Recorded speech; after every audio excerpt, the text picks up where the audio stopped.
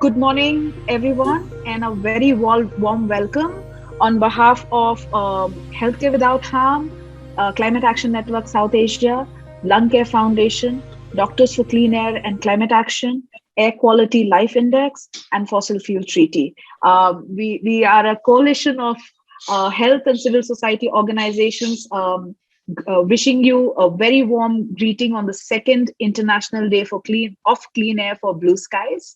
And this is a very important meeting that we are hosting today because we understand that air pollution and climate crisis is not just a challenge for each country in South Asia, but for the region itself.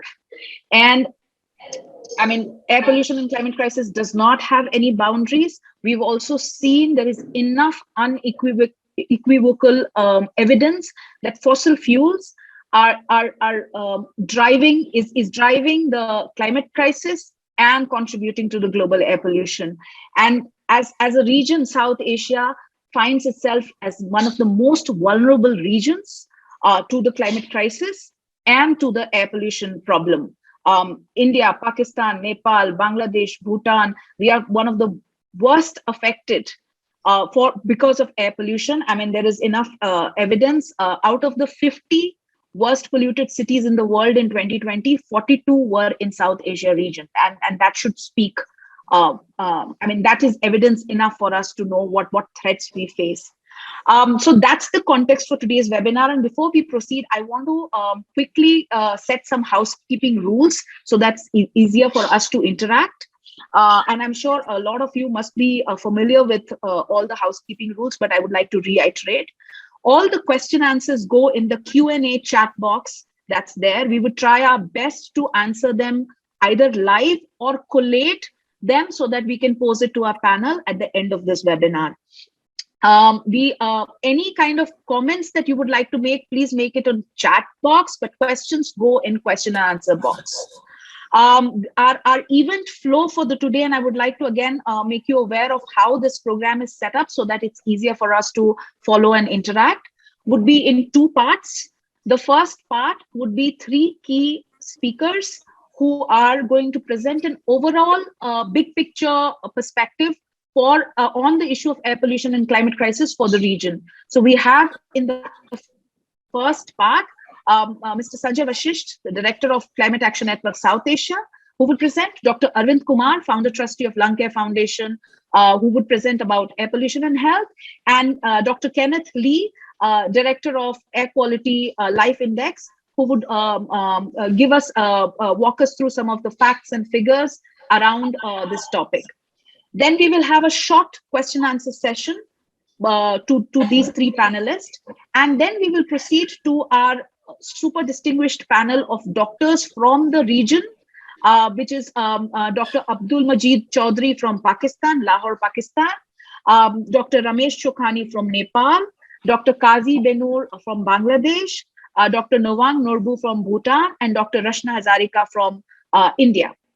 And this panel will be moderated by Dr. Arvind Kumar, and we will be talking in depth about air pollution crisis and what health sector and health leaders from the region can do, what are the climate solutions that they can propose, and what kind of regional coordination is required. So that is our panel for the afternoon. And we will also have a very powerful video that this panel, at the end of this panel, we will showcase. After that, we proceed to question and answers and end of the session. We would like to, we respect everybody's time and we would like to keep to the 90-minute time frame. And once again, any question and answers, please type it out in the chat, in the question answer box. With that, I would request the Lung Care Foundation team to please play the opening video, a short 2-minute video, which sets the context, followed by Mr. Sanjay Vashisht's talk.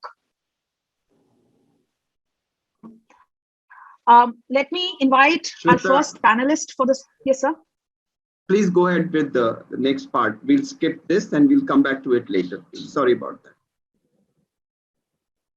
So no problem. I would like to invite our first panelist for the session, Mr. Sanjay Vashisht, who's the Executive Director of Climate Action Network South Asia. I am not going to go into the details of Mr. Vashisht. He's a renowned person, a climate policy person in the space, and has been active for a couple of decades. I would like Sanjay to focus on climate crisis, fossil fuel, and why it is important for South Asia to think about it. And just give us a overview, Sanjay. Over to you. Sure. Thank you, Shweta.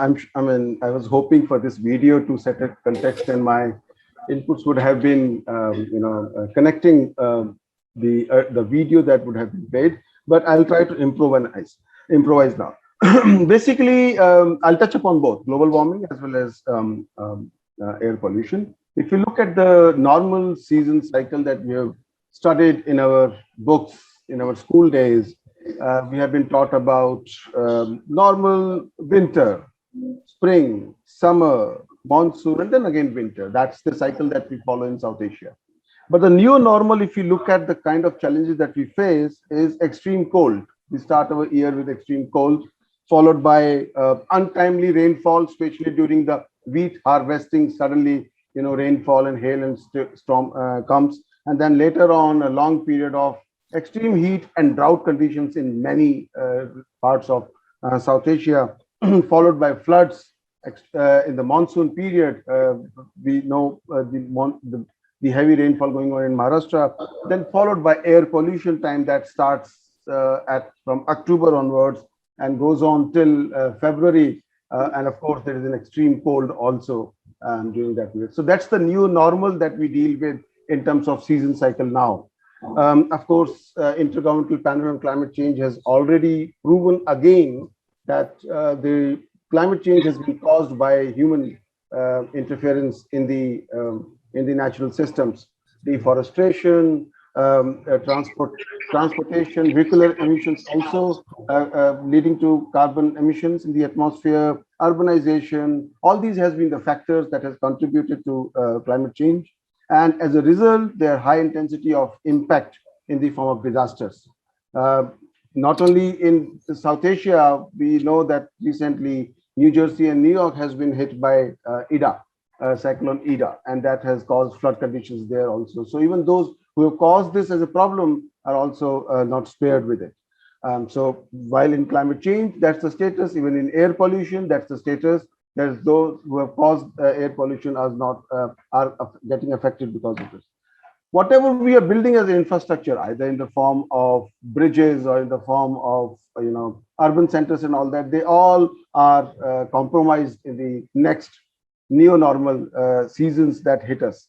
And that actually that shows that whatever IPCC has forecasted in terms of extreme rainfall or extreme monsoon or extreme heat conditions and all that, that is a reality now. And if IPCC has forecasted that's going to be extreme, so imagine compared to today how extreme that would be. In fact, that would be more unbearable in future.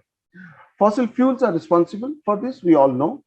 6 greenhouse gases are responsible because of coal burning, because of oil, diesel, gas also that emits a lot of greenhouse gases in the atmosphere. And the concentration of greenhouse gases has gone up to somewhere around 400 ppm already. And 420 ppm is seen as a threshold if we really want to stabilize global temperature as 1.5 degrees. Now, looking at that, while the fossil fuels are responsible for global pollution, global warming, it is also responsible for local air pollution in many areas. And it has certainly costed us a lot. I'll give you some figures which I got from newspaper. Around 54,000 premature deaths in Delhi in 2020. That was the effect of air pollution. 120,000 in India, in Delhi. The 1.7 million Indians were affected. Sorry, I could get figures only for India because of North Indian pollution that we faces every year for last few years. I'm sure North India includes starting from Punjab till Bihar, but then I have been told by my colleagues who work in Pakistan that even Lahore is not spared with that impact. So 1.7 million Indians in 2019, and the economic loss has been around $8 billion. So that's the price we pay for air pollution that is happening on a regular basis. Of course, like global warming, air pollution also does not know the borders. It is across the region in South Asia and require a very collaborative approach. In fact, now when it's September 7th and in next 3 weeks or so, starting October, stubble burning of agriculture waste will start in Punjab and Haryana. And that would, and of course, vehicular pollution. And on top of it, the cold, air that will start coming from Himalayas, bringing winter in North India, that will lead to air pollution, because the all the air polluted, is remain on the in the lower periphery of the atmosphere, and that will go until February. In fact, air quality index refused to measure beyond 999. That's the highest limit, and it doesn't show data beyond that, unfortunately. This year again, it is expected that there will not be any respite, though government has taken a lot of measures, but because of elections in Punjab and in Uttar Pradesh, many of the farmers has been given clean chit and they will not face any prosecution. And that would mean we will have another season of air pollutions in 2021 also. Of course, this leads to burden on health practitioners. And like we say in global warming, that adaptation has a limit. Similarly, response has a limit. It needs to be addressed at the source. So fossil fuels need to phase out. They need to go out as soon as possible. The public transport need to be encouraged in South Asia, and a collaborative approach of exchanging the data between countries is important, because that leads to addressing the problem in a more comprehensive manner, rather than in a very within a national boundary in a very cosmetic manner. So I'll stop here. I hope I've taken my 10 minutes, Shweta, but I'll stop here, and I'm happy to answer any questions you may have. Thanks, Sanjay. And once more, we will attempt to show the video, because I think whether earlier or later, the video will add more context to what you've said, and in a audiovisual lively fashion. So.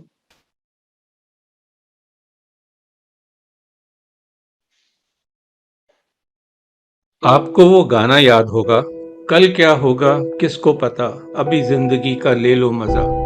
सही है, बहुत मजे ले लिए और अपनी जिम्मेवारियों को नजरअंदाज करते रहे साफ हवा और क्लाइमेट चेंज के बारे में। हाल ही में एक रिसर्च सामने आई है, सन 2050 तक विश्व का तापमान औसतन 1.5 डिग्री बढ़ जाएगा। आप तो होंगे ना? शायद आप बिजी थे और यह खबर नजर के सामने से फिसल गई होगी। आप शायद ये भी सोच रहे होंगे कि 1.5 डिग्री तापमान बढ़ने से कितना फर्क पड़ेगा। फर्क पड़ता है। 1.5 डिग्री तापमान बढ़ने से समुद्र का स्तर बढ़ेगा और दुनिया के कई हिस्से पानी में डूब जाएंगे, जिसमें भारत के कई तटवर्ती शहर भी हैं, जैसे मुंबई, चेन्नई, गोवा, विशाखापट्टनम, कोचीन इत्यादि। क्या सोच रहे हैं? जब तक समुद्र का पानी आपके घर के बाहर तक नहीं आ जाता, तब तक आप गाते रहना चाहते हैं, कुछ ना करो, कुछ भी ना करो। सोचिए, सीरियसली सोचिए, कुछ समझिए, कुछ कीजिए। वो समय आ गया तो प्रकृति और सरकार को दोष मत दीजिएगा।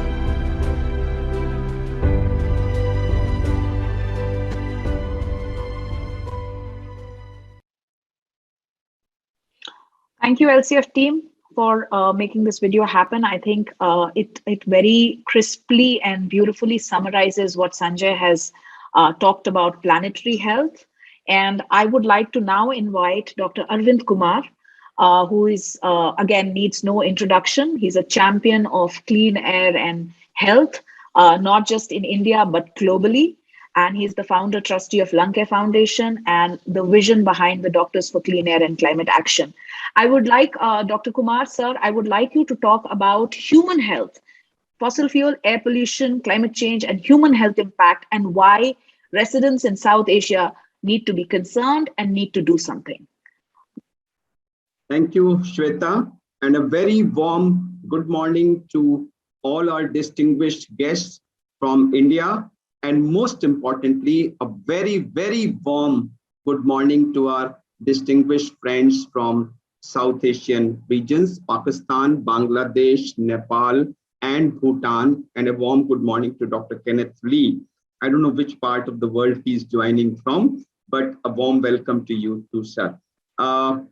The context has already been set by this video, which very elegantly portrayed the problem that we are going to face in the coming few years. It's very much there. Up till now, we used to feel whether it will come or not, but now we know it's very much there, and we are going to be hit by it sooner than expected. So, fossil fuels, climate change, and health. This presentation comes to you from Lung Care Foundation. Just a few definitions. Climate change is a systematic change in the long-term state of the atmosphere over multiple decades or longer, and it has been mainly driven by human activities, the prime example being fossil fuel burning, which increases the heat trapping greenhouse gas levels in Earth's atmosphere, thereby raising the Earth. This is a very important slide which shows what happens normally or had been happening till a few years back, which is in the left half of the slide, and what is happening today. So we all know that carbon dioxide, methane, nitrous oxide, ozone, CFC, and water vapor, these are the 6 greenhouse gases. If you focus on the left half of the slide, so normally the solar radiation penetrates through the atmosphere, comes to our outer atmosphere, but most of the heat is re-radiated back and it escapes into the outer atmosphere because there is nothing to stop it from escaping out. So we have very little heat, just the amount that we require coming to us. And see on the right hand side, what's happening today when we have a thick layer of greenhouse gases in the outer atmosphere. The solar radiation which is coming to the Earth is not getting re-radiated. It is getting converted or redirected back towards the Earth because of this thick envelope of greenhouse gases. So there is less heat which is escaping back into the space, thereby leading to global warming. Now it's unequivocal that human influences has warmed the atmosphere, the oceans, and everything else. And this has happened, warm the climate at a rate that is unprecedented in the last 2000 years. Now, how do we know? The planet's average surface temperature is already up by 1.18 degrees Celsius since the 19th century, largely driven by carbon dioxide, the levels of which in the last few years have risen much more and much faster than in several thousand years before that. Now, global warming of 1.5 and 2 degrees Celsius will be exceeded during the 21st century unless we take special measures to reduce the carbon dioxide and other green gases. The oceans are getting affected, the atmosphere is getting affected, the jungles, the other areas are getting affected. So there is a widespread damage that is occurring. And what is happening? Our oceans are getting warmer and they are becoming acidic because of the absorption of carbon dioxide. Our Greenland is losing billions and billions of tons of ice, and therefore glaciers are retreating. The glaciers are retreating almost everywhere. The ice is melting, and all this is going to lead to what Rajiv very elegantly conveyed in the video, a mean sea level rise by several centimeters. Now, this is going to create havoc, which he has already portrayed in the video. And there is enough evidence that the temperatures are rising, and this has happened consistently for the last so many years. The large global changes result in a global effect as well as local effect on the weather and climate. So there are higher average temperatures, there are drier, dry areas and hotter hotspots. There are severe heat events, droughts, rains, cyclones, floods. And if you look at the news of the last couple of years, you would realize that each of the events which is mentioned in the slide here is occurring at a greater frequency in the last few years. So it won't be wrong, friends, to say that climate change is the biggest global health threat of the 21st century. And this is not just a chemical issue or an environmental issue. Why someone like me is deep into it is because it has huge health ramifications. The injury, illness, and death will occur due to weather events. There will be an increase in the cardiovascular and respiratory diseases due to increased air pollution. There will be food and water insecurity due to reduced crop yields and poor quality water, which will create more problems. There will be an increase in the vector-borne diseases like dengue fever, malaria, and what have you, because of the warmer weather and change in the rainfall patterns. And there will also be a huge amount of mental health and other issues because of the extreme. So people have predicted different figures, but they all are huge figures. The basic necessities will be disrupted. There will be problem with the food supply chain. There will be problem with the quality of air. There will be problem with the water availability, and all this will lead to huge death, disease, and devastation. The rising temperatures will lead to respiratory and other problems. The extreme weather events will lead to huge number of problems in the entire population. But the saddest part is that people living in less privileged area who have contributed the least to the climate change will be the worst affected, because they live in environments where the effect will be maximum. Their ability to tolerate is minimum and their susceptibility is highest. So the ones who have contributed the minimum, particularly South Asia, they will be the worst affected. This is the saddest part of it. And if you look at the images of last 2 years, whether it was wildfires in Turkey, Australia, in Amazon forest, all kinds of cyclones across the world, the floods across the world in areas hitherto unknown, China, all various parts of India. I mean, you just have to skip through the newspapers and you will realize that it is not something which is going to come a decade or two later. Friends, it's there. It's there. But the sad part is, are we prepared to face it? Well, unfortunately, we are not. What to do? We just have to reduce carbon emissions across energy, transport, food, industry, agriculture, and all other sectors, and shift lock, stock, and barrel to renewable sources of energy like solar, wind, and water across all the sectors. Friends, I dare say that if fossil fuels continue to be used at the present pace, the day is not far when the human race may become a fossil.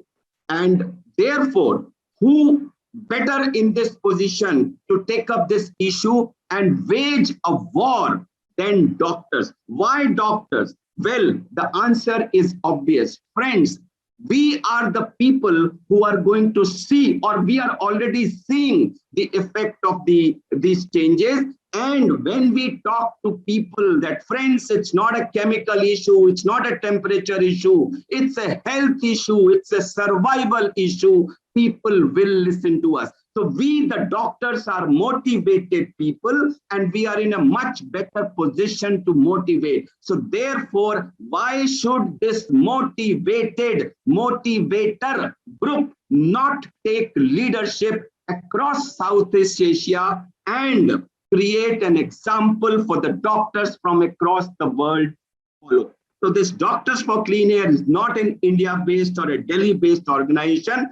Any doctor who feels for this topic, whose heart beats for this topic, is welcome to join and contribute. And we have over 11 major associations in India, surgeons, physicians, gynecologists, and many more who have already contributed. Friends, we, the doctors, are an important and powerful voice which can make a difference. And I think it is time that all of us from India, Pakistan, Bangladesh, Bhutan, Nepal, all the countries which are going to be worst affected, we all join together, reach this information to our policymakers, to our public, to our people, and start a movement here which truly and very surely will become global in nature. Thank you very much. Dr. Kumar, thank you.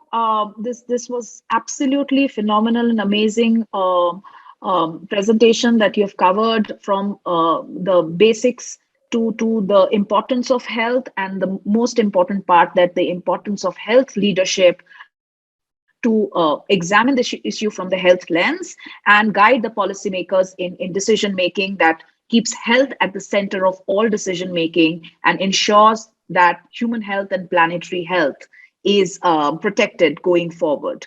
I would now like to invite Dr. Kenneth Lee, the Director of Air Quality Life Index, who's also, and Dr. Lee is also a Senior Research Associate at the Department of Economics and University of Chicago, to share his presentation and his group's research, which is I think very important to consider in terms of implications of air pollution on people's health in South Asian region, just to add the layer of science and evidence that AQLI has put together, which is very important for us to know as how we incorporate this in our interventions with policymakers, with our peers and communities that we serve. So Dr. Lee,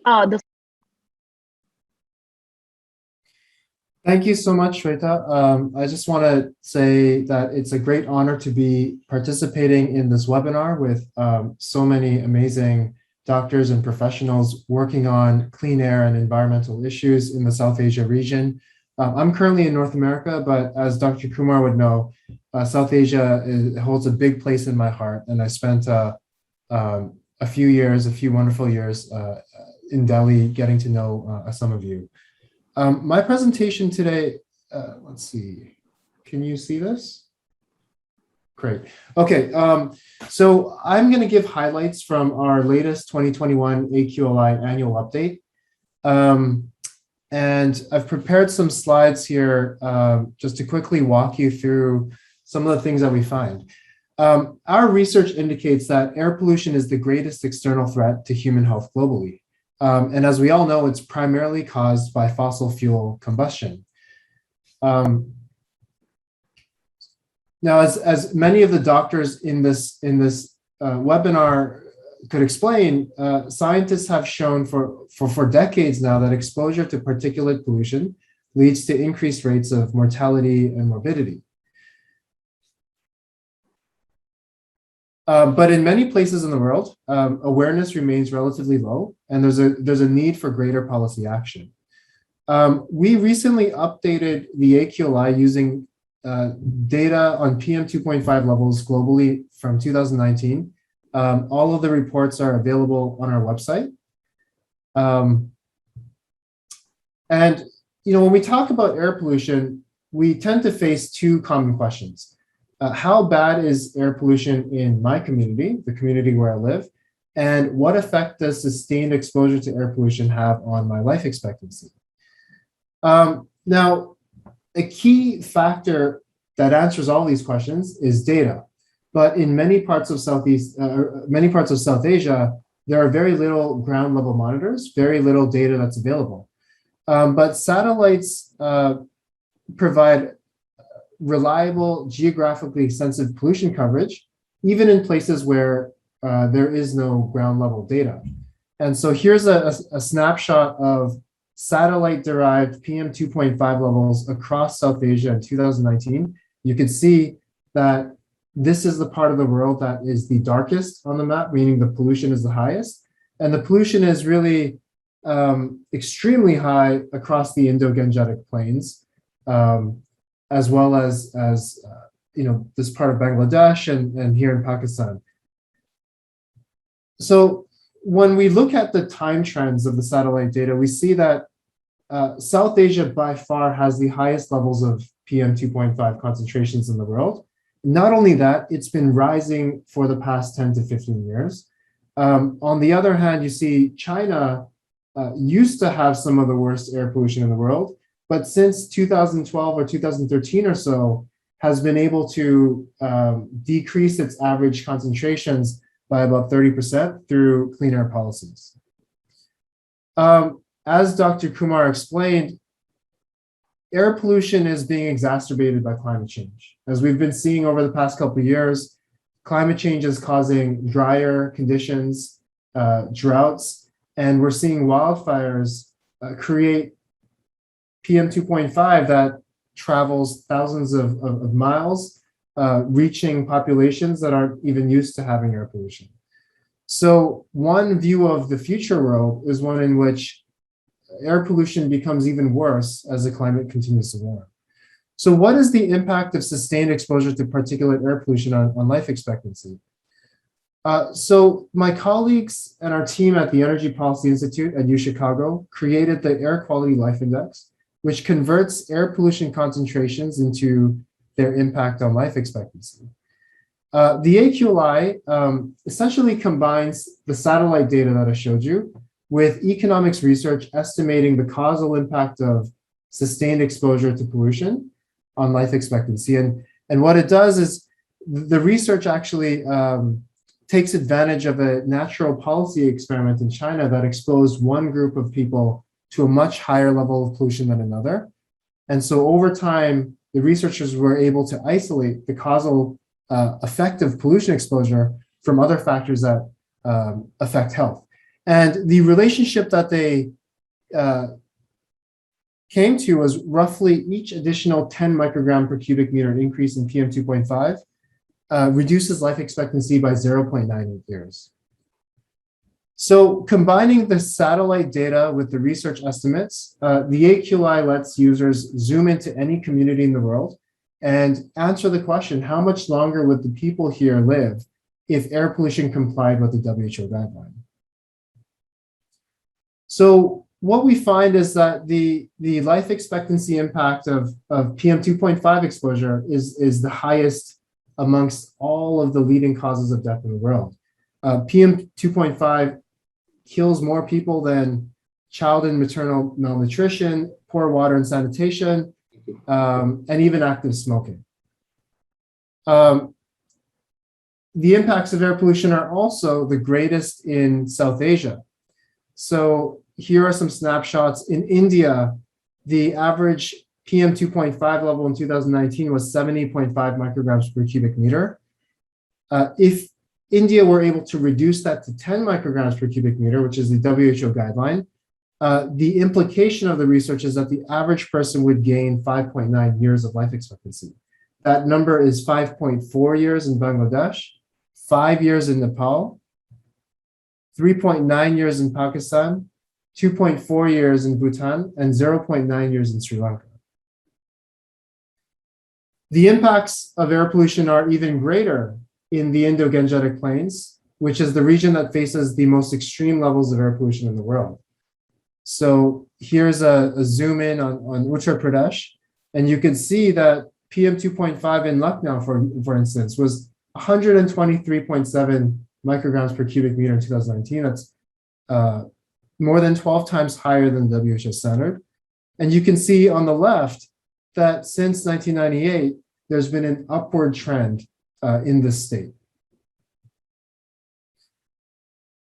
Across South Asia, PM 2.5 has increased by about 36%. And that implies that average life expectancies have decreased by 1.7 years as a result. One thing I wanted to point out was that air pollution is worsening in places that are typically not associated with extreme air pollution. So this is a zoom in on the state of Maharashtra in India. Even in Mumbai, which is a coastal city where you would expect the air quality to be good, PM 2.5 has increased from roughly 30 micrograms per cubic meter in 2000 to nearly 50 micrograms per cubic meter today. Now, there are some points for optimism. In 2014, China announced a war on pollution, and they rolled out a series of different policies tackling some of their coal power plants, increasing the targeted emission reductions. They changed the different kinds of incentives that the bureaucrats had. And since then, they've seen a 30% decline in PM 2.5. And because of that, if they can sustain those reductions, the people of China will live longer as a result. And so the last point that I wanted to make is that the AQI illustrates that billions of life years are at stake, especially in South Asia, where there is not only some of the highest air pollution in the world, but some of the highest population densities. And what this means to me is that the benefits of clean air policies, as costly as they may be, are likely to vastly exceed are likely to vastly exceed all of those costs on net.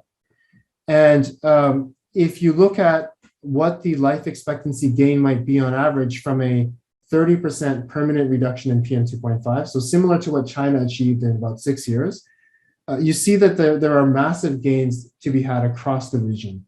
And so I think that we should take this message to push back on the point that it is too expensive to cut down on fossil fuel combustion, or it is too expensive to require industries to reduce their emissions, because the benefits to human lives are likely to be much greater. Thank you. Thank you, Ken, for this wonderful presentation and walking us through the data and making sense of it. Now we would like to open up the panel for question answers, and I have one question for you, I think, Ken, in the chat box that I'm going to read out in the question answer box. The question is, just a second, it is from Mr. Srinivas Darak, and the question is, how appropriate it is to consider linear relationship between PM 2.5 and mortality. Also, while estimating the life expectancy, is it life expectancy at birth, or how is it duration of export and lag effect considered in the analysis? Ken? Yeah, I think so could you repeat the second question again? I didn't catch that. Yeah, it says, also while estimating the life expectancy, is it the life expectancy at birth, or how is it the duration of exposure and lag effect, exposure and lag effect in considered in the analysis?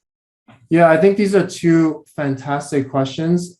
Thank you for bringing them up. To address the first question about the linear relationship, I think that you're pointing out a very, very good, very reasonable issue here. It's possible that as people are exposed to higher and higher levels of pollution, the marginal impact of that pollution exposure could have a different type of effect on someone's health. I think the point that I'd like to make is that across the board, there's a lot of gaps in the research on the impacts of air pollution on health. For instance, much of the public health research uses cohort studies, which are observational in nature. And so it's a little bit difficult to separate whether health impacts are being caused by air pollution or something else that's correlated with both pollution and health. So that could be the state of hospitals and healthcare, really related to economic development. So there is an issue with finding experiments where you could identify a causal effect. Now, the AQLI research is basically a quasi-experimental setting where the Chinese government introduced a policy that unintentionally exposed one group of people to much higher levels of pollution over the long term. In that setting, average PM 2.5 was roughly 70 micrograms per cubic meter. So that's a setting where we estimate an effect, and then we try to extrapolate that effect to other settings, to other highly polluted settings, to come up with what the implied life expectancy impact might be. So what I'm saying is that if you were to take a research study in a setting with 70 micrograms per cubic meter, and then try to make a strong case about applying that slope, that relationship, to a setting with 5 micrograms per cubic meter, then this issue of linearity, I think, is very important because you're really extrapolating out of sample. But if you look at pollution levels in South Asia, the only setting that is similar to this in recent history where studies have been conducted is China during China's very polluted industrializing phase. You cannot take, well, it's much more difficult to take research from, say, the east coast of the United States or from Canada or from Northern Europe, where pollution levels are much lower, and then to make assumptions about how that functional form changes at higher pollution levels and extrapolate that to India. So I think that we have to try to use the research that's out there. And in doing so, we have to make some assumptions about applying them. So we try to do the simplest thing possible, which is to use a linear or just a direct extrapolation to make this point that air pollution is the greatest threat to human health. And in highly polluted places in South Asia, the impacts are potentially extremely large, much larger than what anyone's thought thus far. I think the second question was, so should I go on? Or? There are a couple of more questions, Ken, so maybe we can look at that and then kind of, if we have time, we will go on to the second question. Sure. Or I would also like to invite you to type your answers to the second question if in case we go above time for this session. I have one more technical question for you, Samrat, and I have a question, I'm sorry, Ken, and then I have a question for Sanjay. Ken, your question from Mr. Samrat Sengupta is, and it has been noted that during the first strict lockdown in rural India in 2019, the PM 2.5 and PM 10 was still multiple higher than WHO standards, which indicates that it's not 100% dependent on industry, transportation, and thermal power plants, but maybe inefficient burning of biomass at rural households, mostly for cooking, as heating requirements are negligible during that time in India. What's your understanding on the same? That's a question for you, Ken, and I'll quickly also read out the question for Sanjay, and then both of you can respond one after another. Sanjay, the question for you is, what is the status of SAARC Thimphu Declaration on Climate Change? So please note that. I also have a range of questions that are coming in of this thing, and I will point. I will go to them after Ken and Sanjay you respond. Sure. I think that I think that's a great question as well. I have read research, so we haven't done these kinds of source apportionment studies on our own, but I have read research and summaries of research indicating that household air pollution is one of the major causes or major contributors to ambient air pollution. And so it makes a lot of sense to me that even when transportation activities and industrial activities are cut down by a significant share during the lockdown, that you still have a lot of air pollution coming from household sources. And so I think that this really emphasizes why we're gathered here today to try to raise awareness of this issue, is because we need to collectively work to increase awareness of the health impacts of air pollution, the causes of air pollution, and create demand for the clean air policies or the government investments that would allow people to substitute other cleaner sources of cooking fuel compared to what they're using today in some of the rural areas. So I don't have more to say about the source apportionment and what happened in the lockdown, but that does sound accurate to me. Dr. Kumar, would you like to comment? I would just like to add to what Ken said. So when we look at the causes for air pollution in the urban areas, it is the not only the industry, the transport sector, all these sectors contribute. When we go to rural areas, it is the wood burning for cooking purposes and for various other purposes, which is one of the major contributors there. And during lockdown, this activity did not stop because the cooking of food did continue during lockdown also. In fact, it was cooked more. So that could be one reason why the PM 2.5 levels in the rural areas did not decrease substantially as much as they did in the urban areas, where stopping of vehicles led to a drastic reduction. Thanks, Dr. Kumar.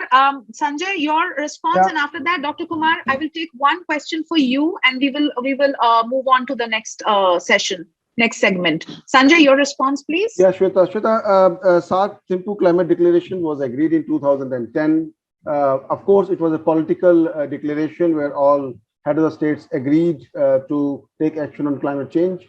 But in terms of implementation, CANSA did an assessment in 2014 of where SAARC declaration stands in terms of implementation, and we found big gaps. In fact, even policies had never existed, were never framed when they after the 2010 declaration. So certainly there has been big gaps. However, later SAARC again met and also spoke about promotion of renewable energy and also about regional grid, which CANSA has been advocating for last many years.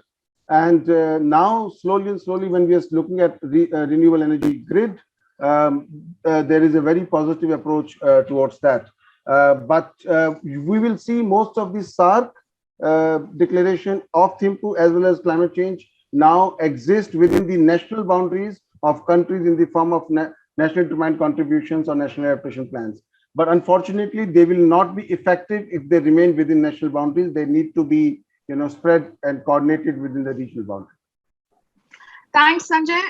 Dr. Kumar, one quick question for you, and I would request all panelists to please go to the Q&A chat box and try to respond to questions that are coming up here. Dr. Kumar, there is a question from Ritu P, which says, is there any evidence on what health communication about climate change achieves in terms of local policy changes and behavior change at community level?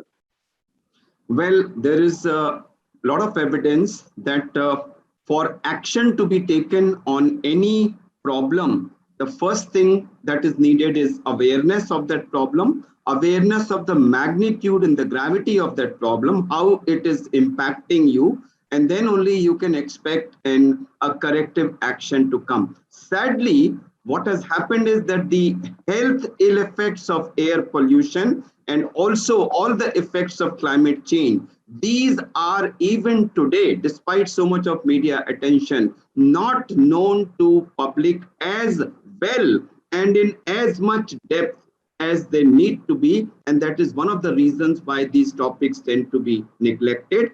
And that is, I think, one of the biggest challenges, to apprise people of the gravity of the situation. And after that only, we can expect people to participate and accept the policies laid down by the government, which will be in short term inconvenient to them, but in the long term, far more benefit giving.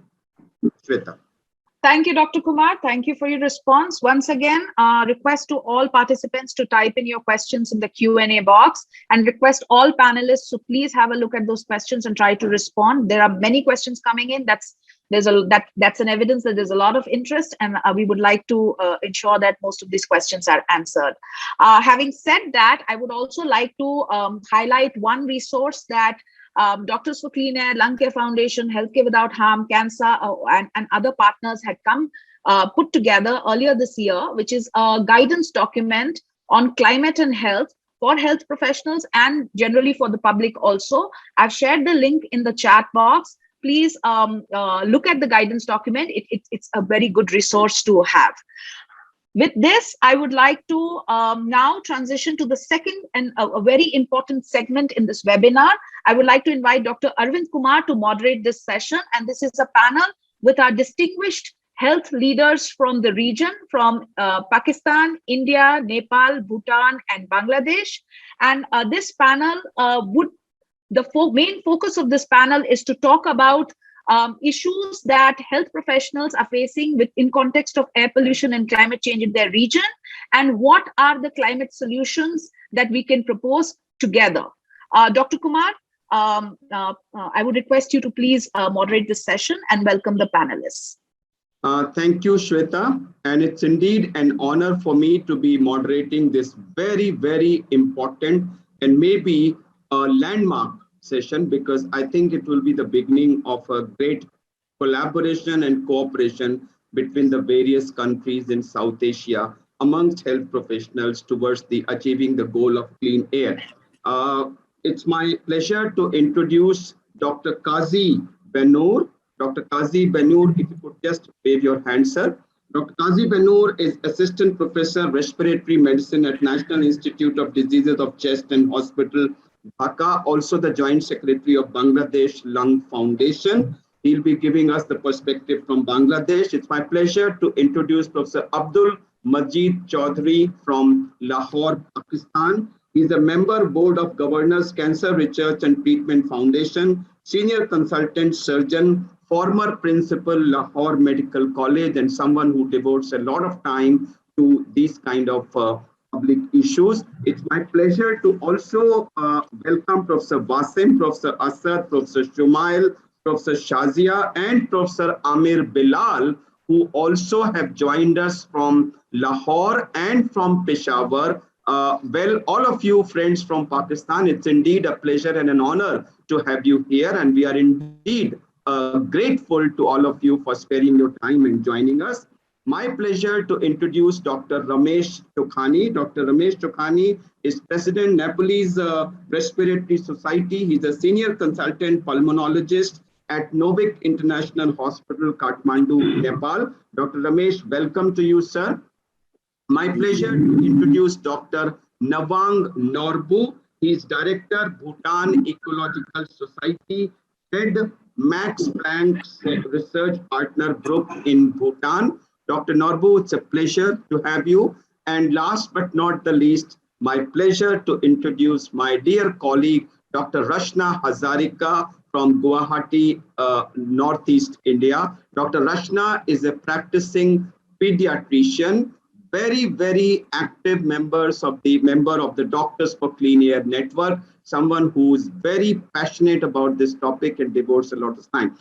Indeed, it's an honor to have all of you. And this session is all about giving perspectives from your areas on 3 issues: the need for regional collaboration and role of health leadership, highlighting the urgency on the action based on the recent IPCC report, and highlighting the fact that climate and air pollution crisis knows no border, and therefore the whole of South Asia should be acting as one block rather than individual countries.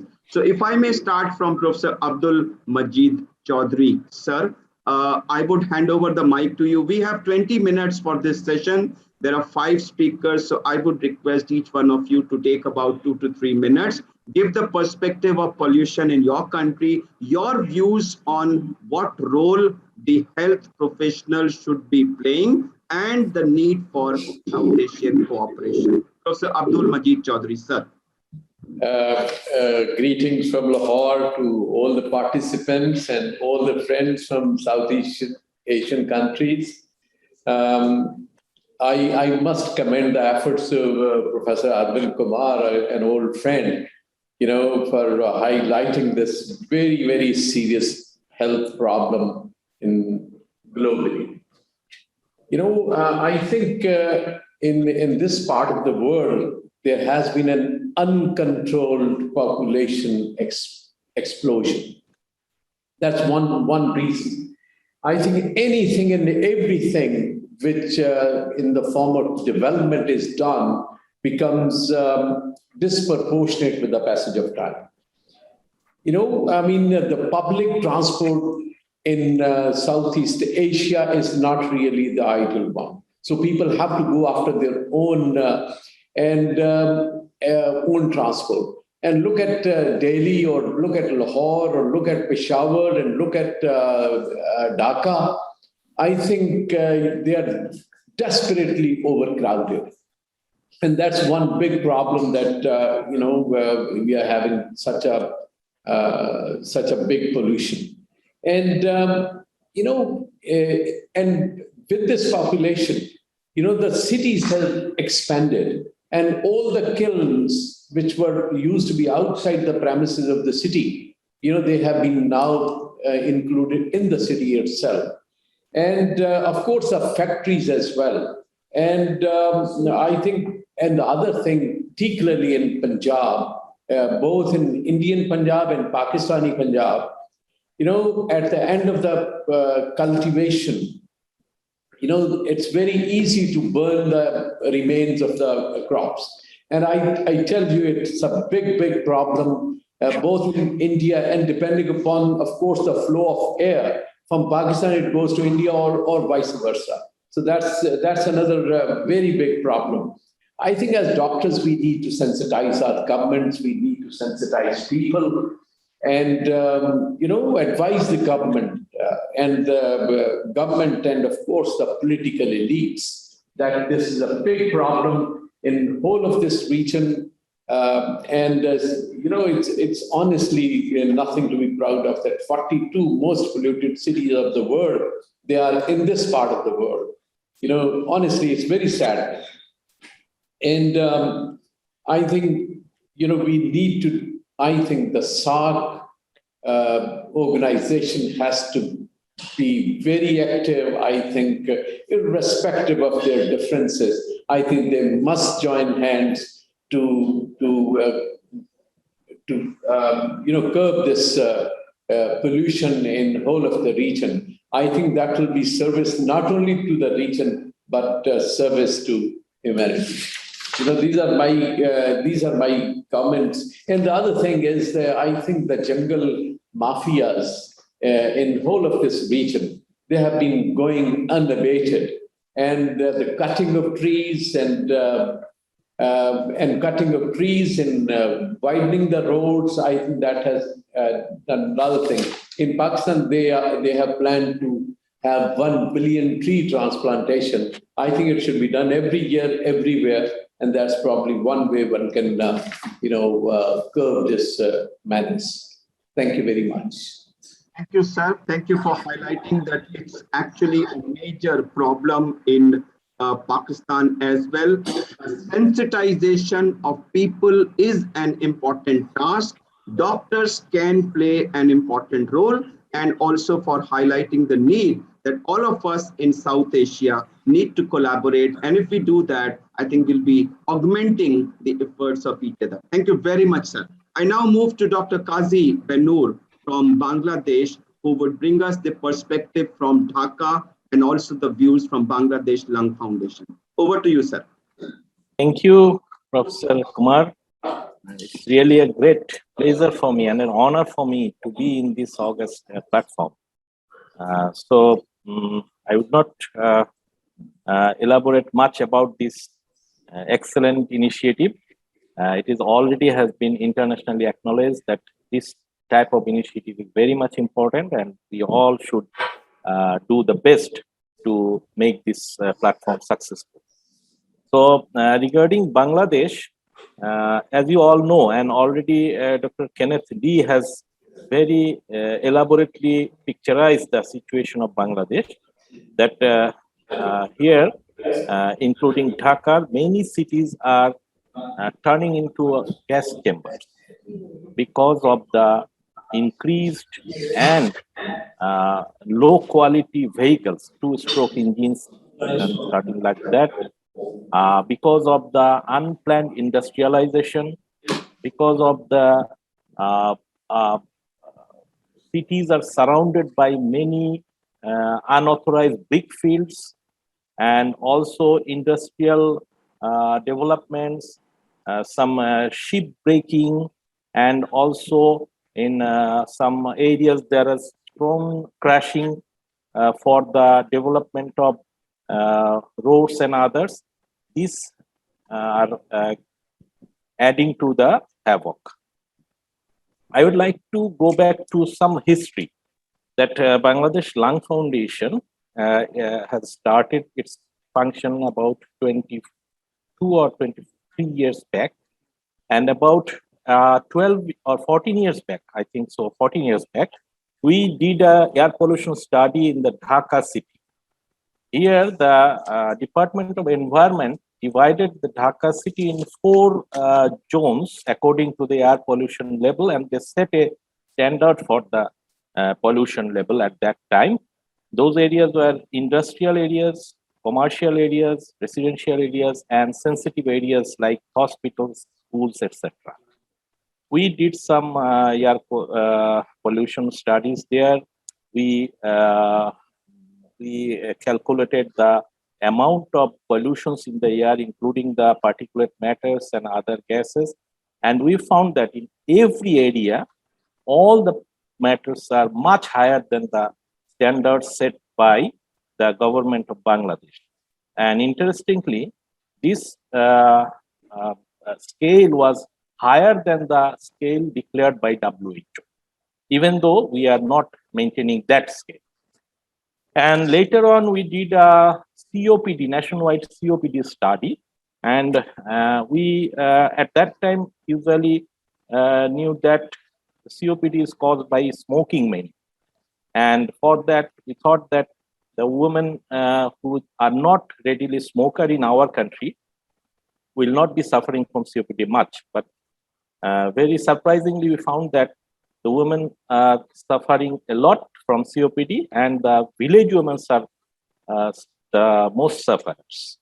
And we probed into the matter, and we found that the burning of fossil fuels and woods and dry leaves in the cooking stoves are the cause behind this increased COPD among the women. So since then, we realized about the menace of air pollution in our country, not only in the urban area, but also in the rural areas. So later on, we did some studies on what I have said, that the increased number of silicosis among the border areas where the stone crashing is higher, and also in the port areas where the ship breaking is becoming an industry here. There are many patients of asbestosis also. So we started thinking about it from Lung Foundation, and we categorized that the doctors have to do something in this area, because in this part of the world, doctors are next to God to the people. They believe in doctors' word very much. So if we come forward, it will make a big difference. Awareness of the general people is the #1 factor for mitigating any problem. So if we doctors combine together and we run awareness programs and the general people, it will make a big difference, no doubt. Side by side, we have to convince the policymakers by knocking them again and again. If we can make a political consensus about this air pollution, we can find a good result, because there are many laws against this air pollution, against this brick fields, against this cutting of trees, but it is not implemented. So we need a political decision, strong political decision in this area. Also, we can do some, and we had already done some grassroots level small works, such that when we found that the women are suffering from the stoves, we have distributed a number of improved stoves which are not emitting much smoke, which is developed by the Science Council of Bangladesh, and it has given a good result. The number of sufferers has lessened by last 5 years considerably. So we can come forward, because the problems are same in this area, in this South Asian region, almost same. So if we combine, and if we do the works here, I think it will have a very, very good result on the, and we can very strongly raise our voice against this air pollution and the fossil fuel. So I congratulate you all that we are in a good platform here, and I hope under the very strong and able leadership of Dr. Arvind Kumar, we can march forward for a better future. Thank you, everyone.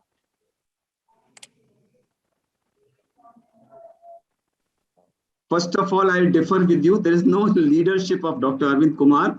Dr. Arvind Kumar, Dr. Abdul, Dr. Ramesh, Dr. Kazi, Dr. Norbu, Dr. Hazarika, Dr. Kenneth Lee, each one of us whose face is seen here is a leader and is a leader and is a leader. So there is no single Okay, leader. sir, I admit, but you are the leader of the leaders. I thank you, Dr. Kazi, for highlighting the studies done by Bangladesh Lung Foundation. I thank you for also pointing out a very pertinent point that in this part of the world, all of us, India, Pakistan, Bangladesh, Nepal, Bhutan, we all have many laws which exist. Where we fail is not in having laws, but in implementation of these laws. This is another thing which is common. You very rightly pointed out that awareness is the key issue. You mentioned the interventions done by Bangladesh Lung Foundation. Similar intervention has been done in our country also in the form of gas stoves given to rural people, which I think is something which can be replicated across the whole region. And for at the end, pointing out that a cooperation amongst us will benefit everyone. Thank you so much, Dr. Kazi, for your comments. And I now move to Dr. Ramesh Chokhani from Kathmandu for his views. Dr. Ramesh. Thank you very much, Professor Arvind, for inviting me in this gathering.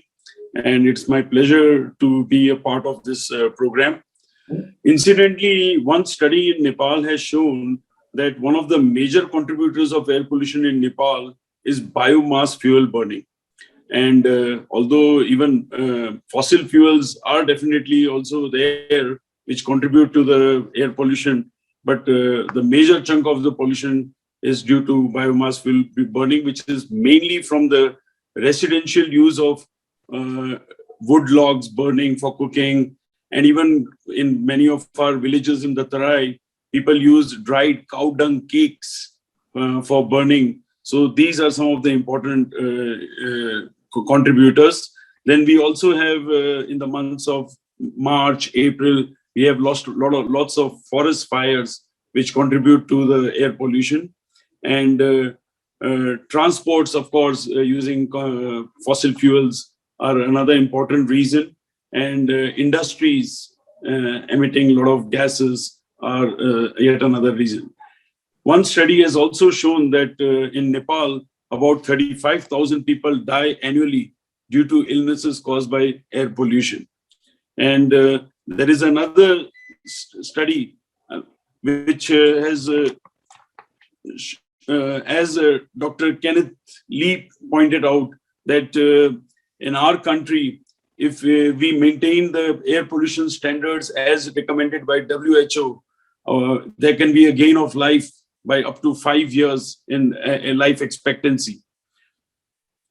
One of the burning problems in the country, among the medical problems, is COPD. We have lots of patients with COPD. In fact, it is the #2 problem here among the medical illnesses.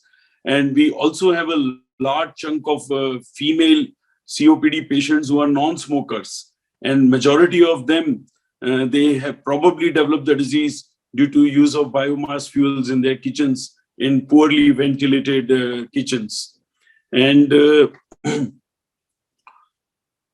last year, during the time of the pandemic, when there was a lockdown, there was a 50% reduction in the contaminants in the air observed in the month of April. And one of the possible reasons was because of less use of automobiles in that. But the household combustion remained a problem. Now, some of the things that we have observed and we have recommended to our patients and people is they should switch to alternative ways of cooking, like use of electric stoves or biogas plants. And avoid burning household residues and industrial residues and wastes. And we also have a big potential of water resources, and our country is seriously thinking of tapping these resources and developing more hydropower projects rather than coal-based plants. And we could also potentially use wind power to generate electricity, and even solar energy has a big potential in my country for generation of electricity. Some of the other areas that we have realized is improvement in public transportation in the cities, because majority of our people cannot afford private vehicles. So that could definitely contribute in reducing the pollution levels. Also, one study in Kathmandu has seen that nearly 40% of the travel in Kathmandu Valley is done on foot. So we need to develop better infrastructures in our cities for the pedestrians. And also the cities are small, the distances are not much. So even improving cycle lanes in the cities could be another way of reducing pollution in our the small cities in Nepal. And another effort which has also been done by our government is to promote electric vehicles and to develop infrastructure to support electric vehicles. And that in the coming years probably will also help in reducing the air pollution in our country. And as Dr.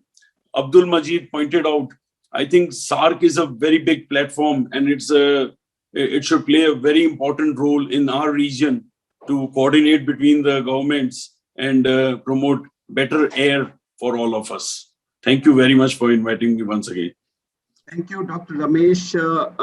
It's so surprising that what Professor Abdul Majid said, what Professor Qazi said, and what you said, and what we experience in India is exactly the same. So this problem of COPD being detected in women, non-smoking women, and ultimately being discovered to be because of biomass fuel consumption is actually something which is common to all the countries in this region. And there actually it shows the need for a cooperation and a combined, unified approach to address the problems of this area. Thank you also for pointing out that actually SAARC has an important role to play, and that's exactly the purpose of this webinar today. Thank you very much, Dr. Ramesh. And again, now it's my pleasure to go to Dr. Nawang Norbu from Bhutan for his comments, please, before I come back to India to go to Dr. Rashna Hazarika. Dr. Norbu, please. Good morning, everyone. Thank you. May I begin by saying what a great honor it is for me to be talking to all doctors. By the way, I'm not a medical doctor, so but I do feel at home because I care a lot about the planet. As you know, compared to many other countries, Bhutan, in terms of environmental protection, we are performing relatively well. We are one of the few carbon negative countries in the world. I think there are some others. And we maintain still 70% of our land under forests. But as we all know, nevertheless, we are not spared from the negative consequences of climate change. Our glaciers are melting, as they are in Pakistan and some parts of India.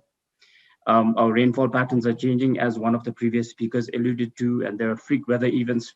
And so climate change is taking a toll really on our ability to thrive as a species. Bhutan is also rapidly developing. Our population is growing. And I think one of the key things is the aspirations of the youth, because they are now more and more aligned to global narratives and global trends. And despite the fact that we subscribe as a country to the philosophy of gross national happiness, the desire for material wealth is only growing. So of relevance to our discussions today, if you look at just statistics, vehicle numbers in Bhutan have almost increased fourfold over the last less than 2 decades. And also because of that, fossil fuel imports have risen tremendously, almost increased 6-fold over the last 15 years. And most of these vehicles, by the way, are concentrated in major cities, in the capital and some other cities. So as you can imagine, they do then have an impact on life and health and other things. I want to point out that I think not only for Bhutan or not whether you are in the US or across the globe, I think the issue is with our philosophy. I think we have tended to believe more and more that well-being and prosperity can only be achieved by dependence on material things. That has caused a lot of our unhealthy dependence on fossil fuels, without realizing that because of that we are destroying the very foundations of what makes life possible. I, for one, have always been a promoter that as a species we still have to keep our feet on the earth, drink the water which flows on it, and breathe the air which is there. So I think it's time that we re-acknowledge and rekindle our appreciation for these ecological linkages which makes life possible. And then we must, by all means, do everything from electrification of cars or improving our stoves or whatever we have. I think the technology is there, but we must hasten our approaches. Because if we don't do it, then we are in for a serious problem, as all of us know.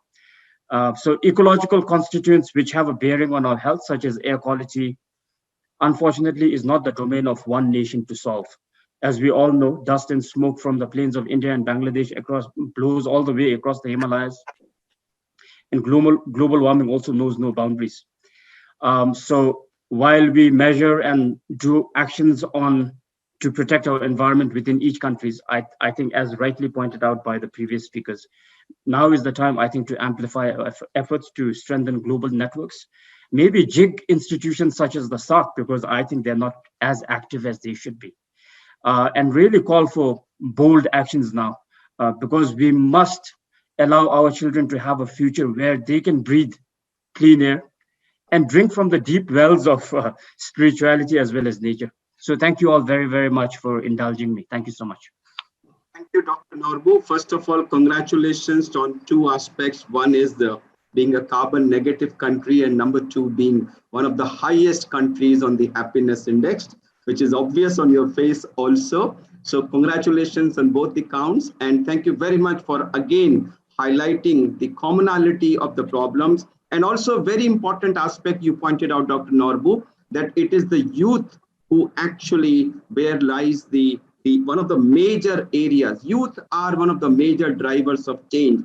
And I think there is a very clear but very solid message for all of us. And Shweta, we should take notice of this, that unless we can impress upon the youth the importance of clean air, I don't think any policy towards that will succeed. And we've seen that very clearly during our anti-cracker campaign also. You convince the parents, the youth, deconvince them, you convince the youth, and they can make the parents do exactly what they like. I think one of the clear messages today should be that it is the youth which we should be targeting very, very clearly, very strongly for our drive to succeed. Now I come back to India and request Dr. Rachna Hazarika, our clean air champion from Guwahati, to give her perspective. Rachna. Thank you, Dr. Arvind and Lung Care Foundation. It's a pleasure to be here today. And I will not talk of how much air pollution we have. I think Dr. Kenneth has shown us such horrifying images of everything being red all across the country, including my region. You know, when I was working in Delhi, I thought it is the worst place to be, and I ran back home because ours is supposed to be really green and clean. And then you realize after staying here for a decade that you're back to square one, because I start getting my respiratory problems again. So that goes to show that areas of the country which were not previously affected by air pollution are now in the same box. We are all being affected by the effects of air pollution. And as a pediatrician, I think my focus is on the children. And it is very sad to see, I would like to highlight the fact that fossil fuels, because of the toxic particles, they have more than about 300 toxic particles which are released when they are burnt, and the gases which are produced, and also the carbon dioxide, which adds to the climate problem. They all have a profound effect on the children, and this effect starts right in utero. So if the mothers are breathing in polluted air, the effects start on the fetus right inside. And I remember listening to Dr. Arvind when he was talking about air pollution, where he highlighted the fact that it is the younger people who are getting lung cancer these days, in his experience. Over the last decade or so, this has changed, because usually it was people above 50 or maybe above 60 who were getting lung cancer. And now it is young people at the age of 25, 30 who are getting lung cancer. So how does this happen? This happens because these babies have been exposed in utero to toxic gases, and then it continues after they are born. And in fact, I remember also from his presentation that nobody is a non-smoker in India, because everybody is smoking in the way because they are inhaling toxic air which is there in the country. So when everybody becomes a smoker, then obviously the effects of this pollution is going to have the effects that it has on the lung is going to be seen early. And that is the reason why we have so much of cancers, not only lung cancer, I think all other cancers, the incidences have increased. And in fact, Northeast is one of the areas where we have the highest incidences of all kinds of cancers in the country. The second issue which occurs when fetuses get exposed to these toxic chemicals is both a genetic and epigenetic effect. And because of that, we, the country, are the highest producers of premature and low birth weight babies. And not only they are seen in the urban areas, we also see them in the rural areas, because, and we are increasingly seeing in our practice, because they are also exposed to the fossil fuels being burned in the kitchen. And if you look at the kitchen, it is, I think, one of the most badly made areas of a house where no importance is not given to ventilation, especially in the rural areas. It's a very closed kind of a atmosphere where you're burning wood, and the woman who is cooking, along with her, maybe the kid sitting next to her, is inhaling all the smoke during that period of cooking in the morning, in the daytime, as well as in the evening. And because of these preterm and low birth weight babies, there are also major effects seen in the cognitive function of these children. So obviously they will have low IQ, and they'll have a lot of cognitive problems as adults. And ultimately, it leads to a lot of economic burden to the country. So in my opinion, if you ask me as a pediatrician, I'm very biased towards babies. So if you ask me, if you want to hit hard where it matters the most, we will have to start talking of air pollution and the kind of horrible effects it has on babies, especially when the baby is in utero. And I think that kind of a messaging is going to impact the thinking of the population at large. So that is all I have to say. Dr. Arvind, thank you so much. And thank you again. It's a pleasure to be here. Thank you, Dr. Rachna. So that brings us to the end of this very, very encouraging landmark session, where we had guests from Pakistan, Bangladesh, Nepal, Bhutan, and India, actually highlighting the similarity of the cause, the similarity of the effect, and the need for a unified regional approach which actually cuts across our borders rather than having individual approaches. And that encourages me to request my tech team to bring up a 5 commitment on behalf of Doctors for Clean Air, which we have, which I will read out, and I would request if our guests from the 5 countries could endorse that. So, way forward for a healthy, fossil-free future. We recognize that air pollution and climate change knows no boundaries, and there is a need for urgent cross-border collaboration. I think everybody has already stated that. We pledge to work nationally and regionally to solve the air pollution crisis and prioritizing their health of patients and the community. I think we all stated this. We endorse the call for a fossil fuel-free world and the Fossil Fuel Treaty. I think we all stated that as well. We call upon all South Asian governments to also ensure that the pandemic recovery investments, which are pouring in huge amounts, they also side by side support climate action and reduce social and health inequalities. Now that's a new point, and I would request all to endorse it if they agree. We call on South Asian governments to build climate resilient, low carbon, sustainable health systems, because we know that health systems are one of the contributors to the carbon crisis. We demand that the developed countries provide the promised transfer of funds to low income countries to help us achieve the necessary mitigation and adaptation measures. Please put it off. Thank you. And I would request if all the champions from various countries could endorse it. Dr. Professor Chaudhary, if you agree with these statements. Thank you, sir. Professor Kazi, if you approve of these Yes. pledges. Okay. Yes, Professor yes. Ramesh. Very much. Professor Norbu. We endorse it fully. Thank you. Rashna. Of course, sir.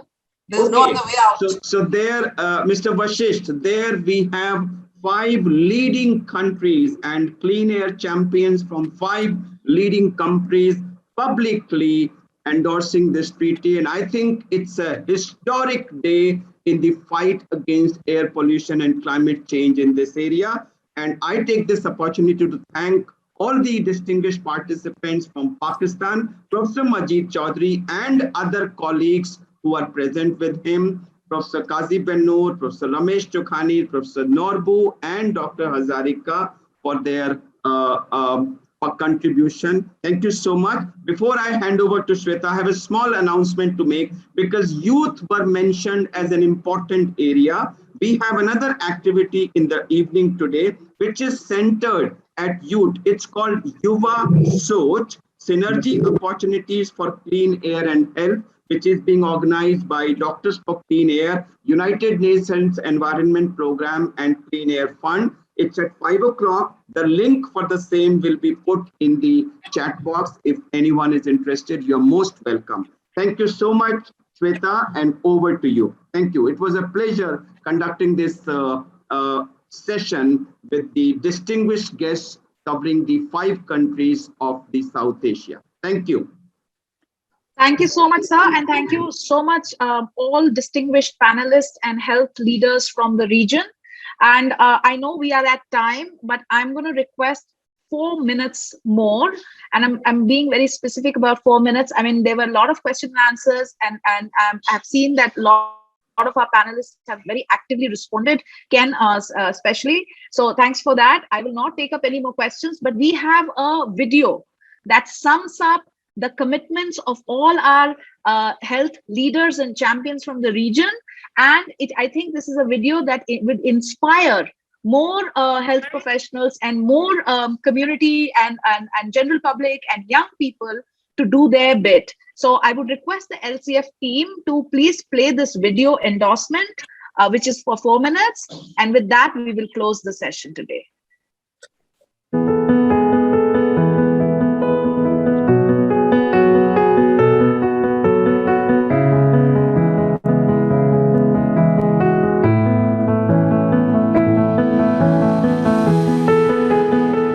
On this International Day of Blue Skies, I urge you to think about the harm caused by fossil fuels to the planet and its people.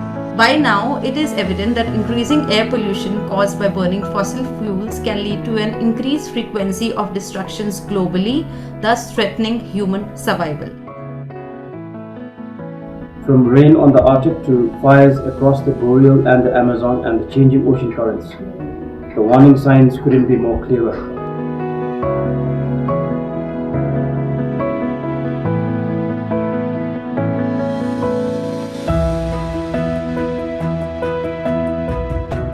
Few years back, we conducted a study on COPD, where we found that this disease is highly prevalent among the non-smoker village women.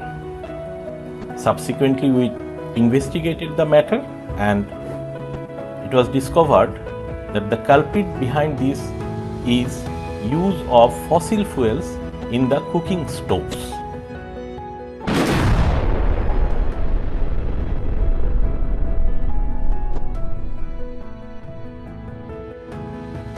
this air pollution in some parts of the world is at extreme levels, exposing even the unborn fetus to the harmful effects of air pollution. The combined effects of ambient, that is the outdoor, and household air pollution, that is the indoor air pollution, cause about 7 million premature deaths every year, largely as a result of increased mortality from stroke, heart disease, chronic obstructive pulmonary disease, lung cancer, and acute respiratory infections. Research has shown that air pollution adversely affects every organ in the body. Children, elderly, and pregnant women are particularly vulnerable to the effects of air pollution. We need to prevent this air pollution if we need to have a healthier individuals living in this earth and have productive lives. I think it's the responsibility of us doctors community to not only guide people but arrange seminars and sensitize people so that everyone is aware of this great menace to human beings. As a health professional, I see air pollution as a pressing public health issue and believe that moving away from fossil fuels will ensure that the air around us is fit for breathing. I endorse the Fossil Fuel Treaty. It's a step towards healthy air and healthy planet for us all. Let's make this world a nicer place to live for our future people. It's time to renew our commitment to the world and restore our fractured relationship with nature. Let us all join hands together and come to a consensus in mitigating air pollution for our present and future generations. It is a step towards healthy air, healthy future, and healthy planet.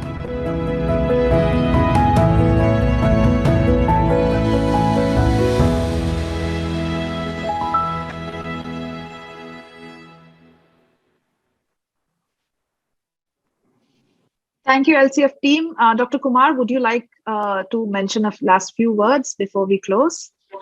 No, I think it was a very, very powerful video, and I would like to thank the clean air champions from Pakistan, Bangladesh, Nepal, Bhutan, and Dr. Rashna for providing the vital inputs. It is your statements, the power behind your statements, which has given the power to this video. And also thanks to the editors who have very crisply edited it, highlighting the role of SAARC as a region.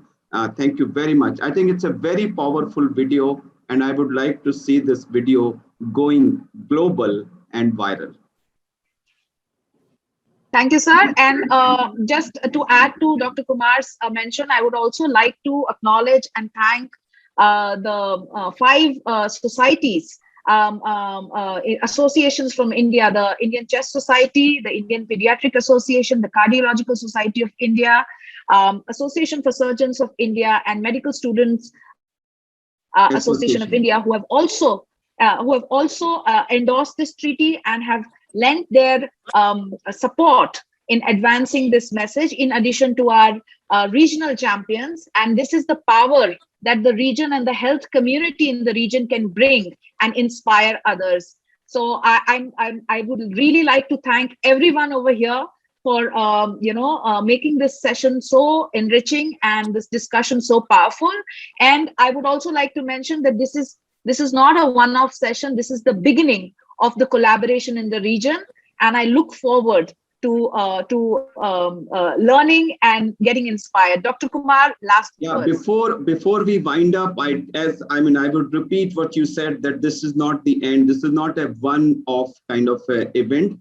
I take this opportunity to extend an invitation to Professor Abdul Majid Chaudhry and his esteemed colleagues who are present with him, Professor Qazi Bannoor, Professor Chokhani, Professor Norbu, Professor Kenneth Lee, and everyone else to please become members, leaders of Doctors for Clean Air. It is a group without boundary, without any area-specific association. If you are a doctor and you are passionate about the cause of air pollution, this is the forum for you. and we all can contribute our knowledge, actions, and might to bring the issue in the forefront and to provide to our children, which I think is our foremost duty, and that is clean air to breathe. Shweta. Thank you, Dr. Kumar. And any last words and comments, Sanjay, as CANSA? So it's great to see the regional cooperation, Shweta. That's what CANSA is all about, and I'm really happy to have built so many partnerships on this platform. Thank you. Shweta, I think before we close, let's have 15-second messages from all our regional leaders, starting from Professor Abdul Majid. Arvind, I think it has been a wonderful interaction amongst the leaders of the region. And I think we are all out to do anything and everything for the humanity in general, and particularly in this Southeast Asia. And we need to join hands. Well done, Arvind, and your team. Thank you, sir. Professor Qazi Ben-Noor. I think that today is a history-making day. And inshallah, the regional cooperation will make this part of the world a very beautiful, pollution-free area in near future. Thank you. Thank you, Professor Qazi. Professor Ramesh Chokhani. Well, it was a wonderful meeting, and I also endorse my other speakers, and we should all get united to fight against this menace which is around us and which is spoiling our health. And we need to do a collective, we need to join hands and fight collectively to improve the area around all of us in this region. Thank you. Professor Norbu. Thank you. I greatly enjoyed this. I look forward to working together closely and seeing how we can manage to keep the world safe for all of us. Thank you so much. Dr. Rachna. I think it was a wonderful beginning to something which we have to sustain for the future. And we have to hit hard and hit very fast. Otherwise, we'll be in a big mess. Thank you. Thank you. Dr. Kenneth Lee. Oh, it was an absolute pleasure. And yes, it was an absolute pleasure and just fantastic to be part of the session. It was inspiring, as it always is, whenever I am interacting with the Doctors for Clean Air and Lung Care Foundation Network. Most of all, it's just so promising to see all of these leaders from across all the countries in South Asia come together with a common purpose to raise awareness in tackling this problem. So fantastic, historic moment. Well done. Thank you. Over to you, Shweta. Thanks everyone. We have some resources, the video, a fact briefing, a briefing pack that we will share with everybody, all the participants via email. Thank you very much, everyone, and I look forward to this conversation taking shape in future. Namaskar.